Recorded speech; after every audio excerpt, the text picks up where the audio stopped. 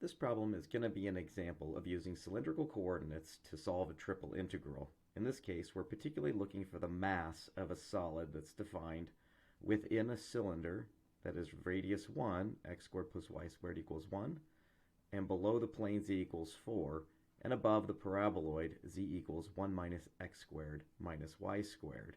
We're also given that the density at any point is proportional to its distance from the axis of the cylinder. So we'll have to use that information to help us set up what our integrand is, and the idea that the integral of density gives us mass. So first, let's take a look at what this particular solid looks like. So I've sketched this out for us on a program that I like to use for graphing 3D. It's called CalcPlot 3D. You can search it up on Google.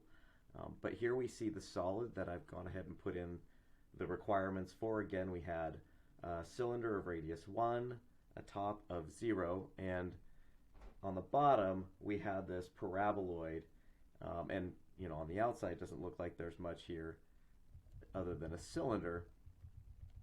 But if we go ahead and flip this over, we can see that there is in fact a parabolic sort of chunk that's been taken out of the bottom here, sort of an indentation in a parabolic shape for our cylinder. So we can view that way. We can also see it if we take off some of the coloring there. You can also see that we've got this parabolic cylinder being cut out of it. So that's our volume that we're working with. When we think about setting up our triple integral, again, we're looking from surface to surface, and then we go and compute that double integral over the region D in the xy plane. If you look over on the left side of the screen, you'll see that we actually see the region D. In this case, that region is circular, which is of particular importance to us. That's going to be our indication that we want to use cylindrical coordinates, aside from the fact that our solid here is, in fact, a cylinder. Okay, here we are back at our problem, and I've taken the liberty of sketching out a rough graph of what it was that we saw on our plot, so we can use that as kind of a frame of reference here. So let's set this up with just a little bit more detail.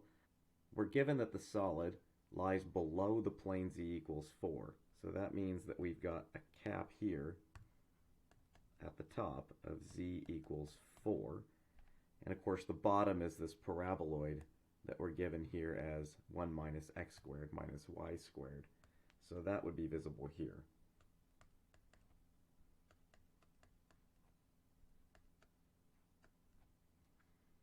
Okay, that'll help us out.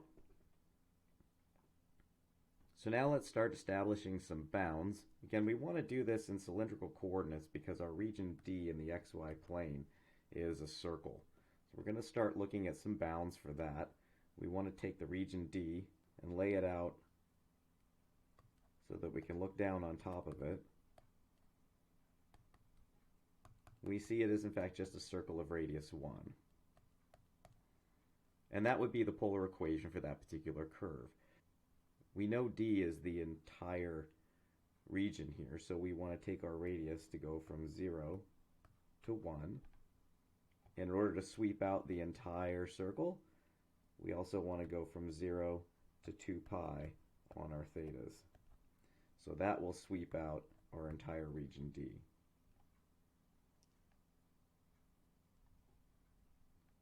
From here, it's just a matter of determining the bounds for z.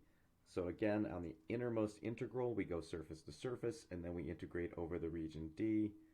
So the surface to surface here, you've got z equals 4, and again, we've got z equals 1 minus x squared minus y squared. But of course, these are rectangular coordinates, and we need to convert those into cylindrical. So the cylindrical coordinates for z equals 4, of course, is just z equals 4.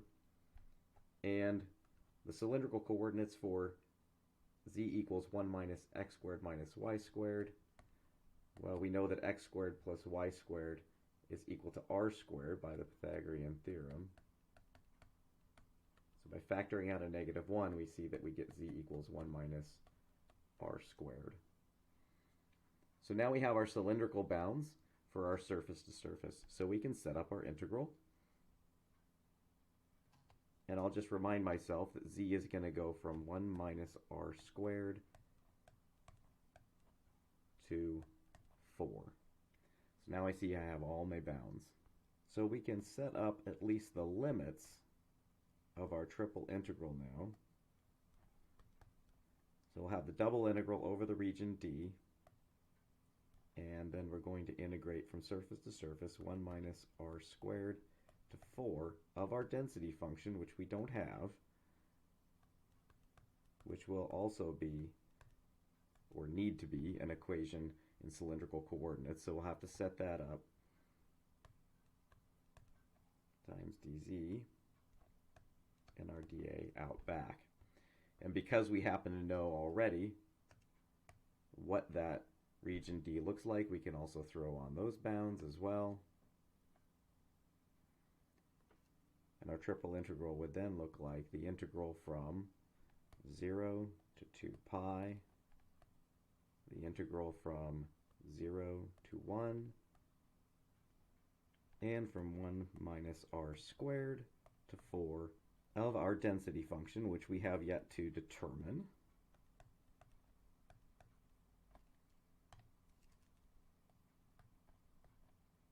Times dz times dA, but for polar coordinates, dA, you'll remember, is r dr d theta. So now let's go after that density function. Our density function here is given to us as being proportional to its distance from the axis of the cylinder. So in other words, we're just looking at the distance we are away at any particular point. You'll note that the altitude doesn't particularly matter. It's really just the distance horizontally that we are away. So our density function, rho, is going to be proportional. We use k as our proportionality constant here, times this distance. And if you look at what happens down here in our region D, it's really just the horizontal distance, again, which can be computed using our normal distance formula for 2 dimensions. And that would be given as the square root of x squared plus y squared. But of course, this also has to be in cylindrical coordinates.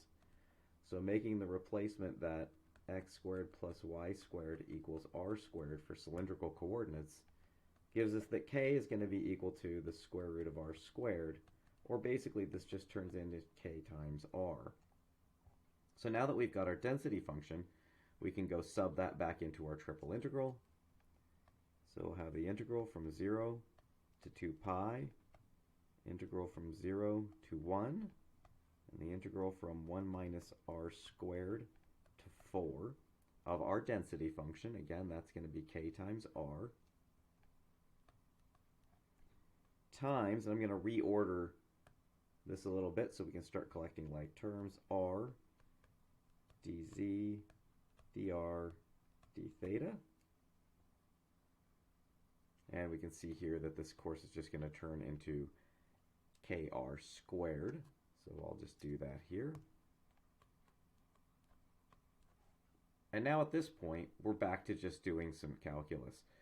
So I'll do this first integral for you, and I think you guys can handle doing the second part on your own. So we anti-differentiate first with respect to z. There is no z in our integrand, so we'll pick up a factor of z. And we're going to evaluate that from 1 minus r squared to 4. And we'll tack on our dr d theta.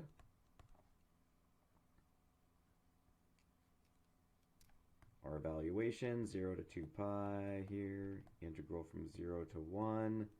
And I'm going to have at the upper limit 4kr squared minus kr squared times 1 minus r squared dr d theta.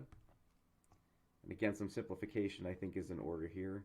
Integral from 0 to 2 pi, integral from 0 to 1, and all of this boils down to 3kr squared plus kr to the 4th dr d theta. Again, I think you guys can probably handle the integral from there.